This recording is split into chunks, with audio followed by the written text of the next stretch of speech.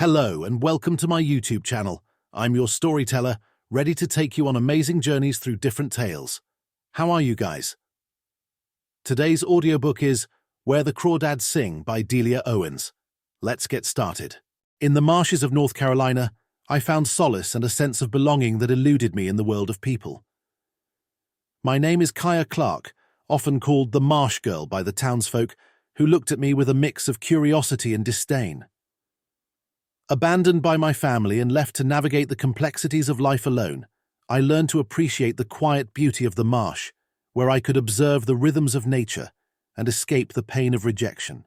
As a child, I experienced the harsh realities of neglect. My father, a volatile man, remained distant and abusive. My mother left when I was just a toddler, and my siblings fled one by one, leaving me alone in our ramshackle home. I remember the day they all disappeared, the profound silence that followed, and the overwhelming sense of being unwanted. In the solitude of the marsh, I found my refuge. I became attuned to the cacophony of life around me, the call of the birds, the rustle of the reeds, and the gentle lapping of the water. Nature became my teacher, nurturing my spirit and shaping my identity. As I grew older, I learned to fend for myself. I foraged for food, collected shells, and observed the delicate balance of life in my environment. I painted the marsh and wrote poetry, capturing the beauty that surrounded me. But even as I thrived in my solitary existence, I longed for connection. The townspeople's whispers and glances reminded me that I was different, an outsider.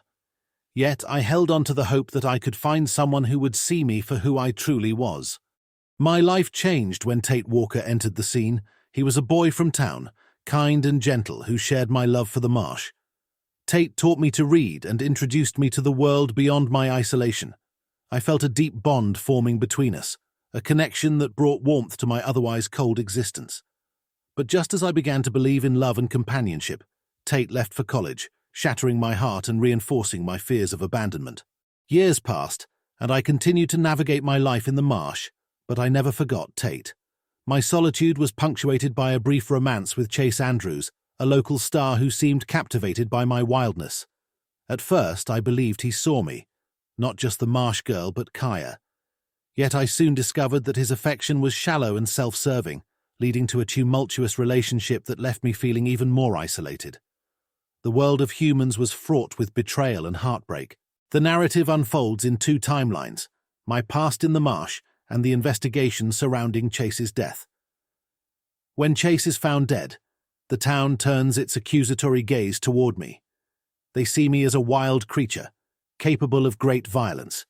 The trial that ensues is more than a fight for my freedom. It is a reflection of how society views those who are different. I felt the weight of their judgments, the simmering resentment against someone who dared to live outside their expectations.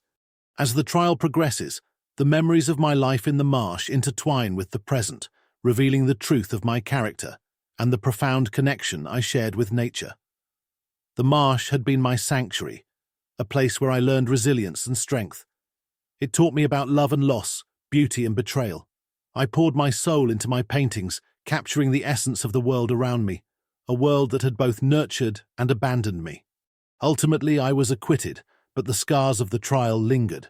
The town's perception of me remained unchanged, yet I found solace in the marsh, where I could still hear the whispers of the water and feel the embrace of the wind. I realized that the true crime was not the act of survival, but the society that judged me without understanding my story. In the end, I discovered that love could be multifaceted. My relationship with Tate rekindled, and he became the anchor I had longed for. He understood my pain and the beauty of my existence. Together, we created a life rooted in the marsh, where I could finally find peace.